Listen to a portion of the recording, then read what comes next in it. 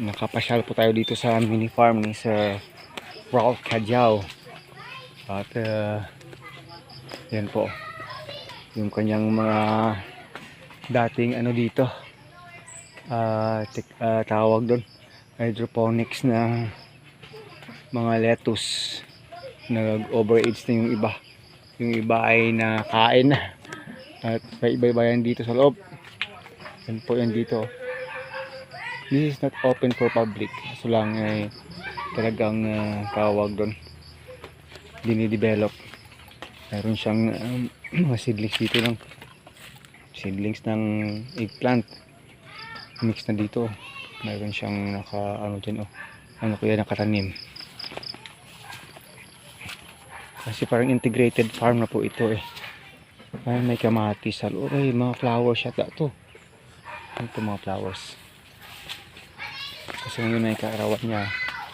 Meron siyang nursery dito. Nursery yan dito. Kasi pwedeng mag-camp dito eh. Kasi ngayon eh, kulang lang sa maintenance. Yan po. Kung makikita ninyo yung may mga A-frame tayong mga cottages dito. Yan po. Kita tayo dito. Kasi nga not open for public, ibig sabihin eh ano na lang muna ito dito. Kung ano lang, ayan po. Mayroon siyang vineyard dyan. Grapes, vineyard. Konti.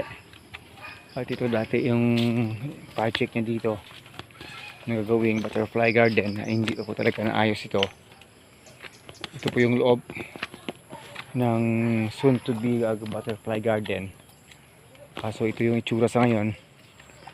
Kasi nga kulang pa sa budget. Kaya ito, naka-screen na lahat oh. Ito yung itsura dito. Gagawin sa ng mini campsite, pwede. Yung magka-camp ka dito, pwede. Tapos papasok ka dito, may flower garden at saka may butterfly garden. Pero yung mga unang butterfly nila kasi ay hindi po na dispatch sana yun eh. Hindi pa nagawa. Yan po yun dito. Ito yung itsura. At dun sa labas may mga cottages pa yan dun. Pero currently po kasi ito masukal. Kasi hindi pa nabigyan ng pansin. Kasi may mga project siya kasi sa ibang bayan.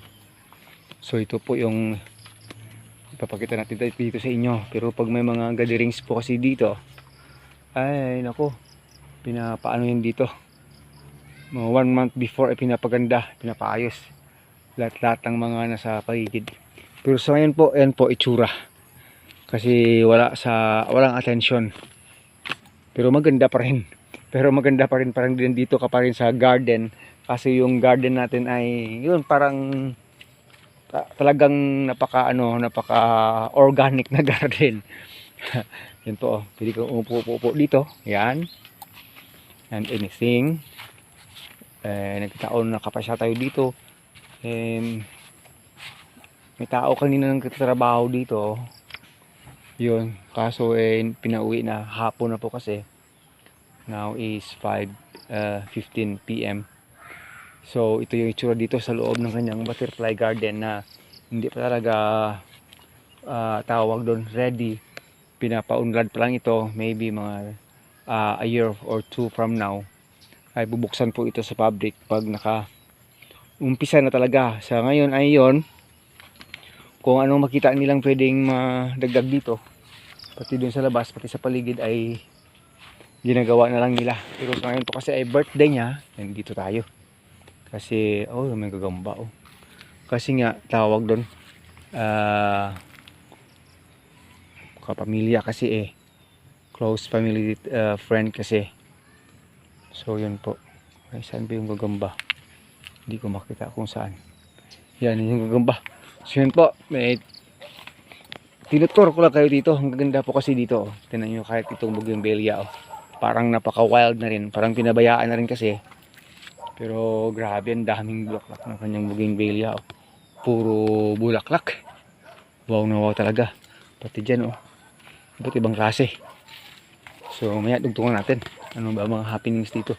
Pati yung golden bamboos niya. Masyado lang matangkad. Kaya pinabawasan. Pati din sa kabila. Ewan ko lang kung dito pa yung mga koi niya kasi dati marami ang koi dyan sa ilalim. Siguro nga nagtatago na ngayong oras. Mayroon pa. Mayroon po sa ilalim. May mga koi pa dyan. O ayan. Ayan. Yan po dito. Kasi pag may celebration po dito gaya ng kasal, pwede po siya magiging reception area. Pinapaayos lahat to. Lahat, pati mga tables, lahat, pati mga lightings. Pinapalagyan lang. Pero pag wala, at walang ganito lang muna as of now kasi hindi pa po talaga siya open for public. Minsan pa itong ginamit pa lang nung wedding yata ng kapamilya na rin na ginamit din dito para magiging reception area po mga kabarks, mga ka-agree. So yan po, this is amazing place. Tingnan natin, puntahan talaga natin yung vineyard, baka nagkabunga na yung grapes kasi magawan niya na yung grapes niya dyan. Ano lang naman yung grapes niya dyan tawag doon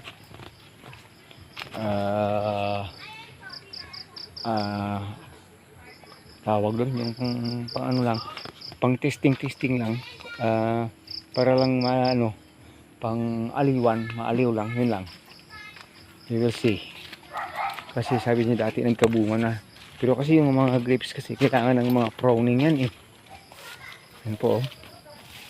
Ang daming bulaklak ng mga duhat Puro bulaklak ng duhat. Wow. Ito yung grapes pero wala pang bunga.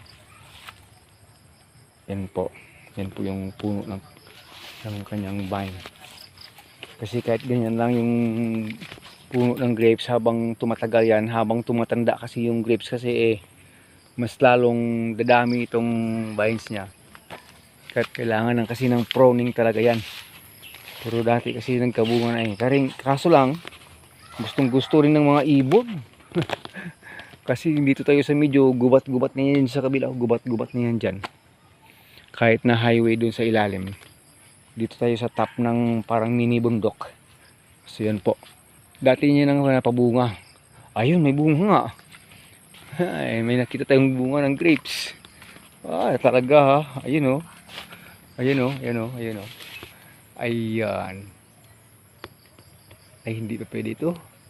Nagkabunga talaga siya Pero doon sa isang vineyard doon sa ilalim ng kabarangay namin sa Jardin de Obas, talagang alagang-alaga yun. Grabe yun. Pag doon nagbunga yung grapes yan, dami ng bunga ng grapes. Yun po, may bunga siya green pa siya. Green. Mga ka-agree. Sa nakikita nyo, ayan po. Ayan. Dito pa, mayroon pa. Nag-uumpisa magbubunga Kasi dapat daw ito yung nagbabaging ng bunga niya Ewan ko lang kasi hindi pa naman tayo nakapag-learn ng technology ng pag-aalaga ng grapes. So hindi natin alam kung paano yan. Pero wala tayong know-how Yung alam na kasi natin sa mga grapes, mga langga, yung kumain ng grapes. Yun. Yan, pag may pambili, bili ka ng grapes yan. Yan yung alam natin sa grapes. Pag grapes yung pag-uusapan, Yan siya. Wow. Ewan ko lang kung matagal pa itong mahinog. Pero may bunga talaga. Hindi tayo napahiya. Pumasok dito. Yung puno nyo, maraming damo-damo kasi dapat talagang malinis to Mayroon silang bagong transplanted dito tumutubo na Ayan. So yun, balik tayo doon sa ilalim kasi may handaan doon. Nagugutom na yata sila. So balik tayo doon. Labas mo tayo dito sa ubasan na wala pa masyadong bunga. Hindi pa ready. Okay. May tanim siyang talong Talong yung tanim dyan. But ibang mga punong kahoy na kasi dito merong baba na dyan. Mga duhat, aratilis. Doon sa kabila merong mga suwa. Meron din kalamansi. Yan po. At yung swimming pool, yung mini swimming pool, wala yatang tubig. Nakatanim ng mga golden coconut din Pag ito naman, talagang gagawin mabuti ito meron siyang dito, bell pepper At saka hot pepper. Oh, bell pepper. Ito naman, hot pepper. Yung mga bell pepper niya, yung iba may bunga na. Hindi yata na ano, maraming sira yung bunga ng kanyang bell pepper. Sayang. Yan po kasi organic design yata yung ginawa niya dito, kaso hindi lang masyadong siyang ready. Kasi itong bell pepper masyadong mahirap itong alagaan nowadays eh. Sa dati nag-aalaga natin tayo nito, puro chemical based eh. Pero yung mga hot pepper niya, oh, daming bunga oh. Sarap yan, pampabango, pampalasa, nako. Yun po, talagang magdidilim ha. Cut na natin yung video pagdating dun sa area. Kasi mag happy birthday mo tayo dun. Hindi na natin magagawa yung video. Oh, daming mga ganito. Yan. Yung swimming pool, walang tubig. Oh. Ito lang yun. Babush!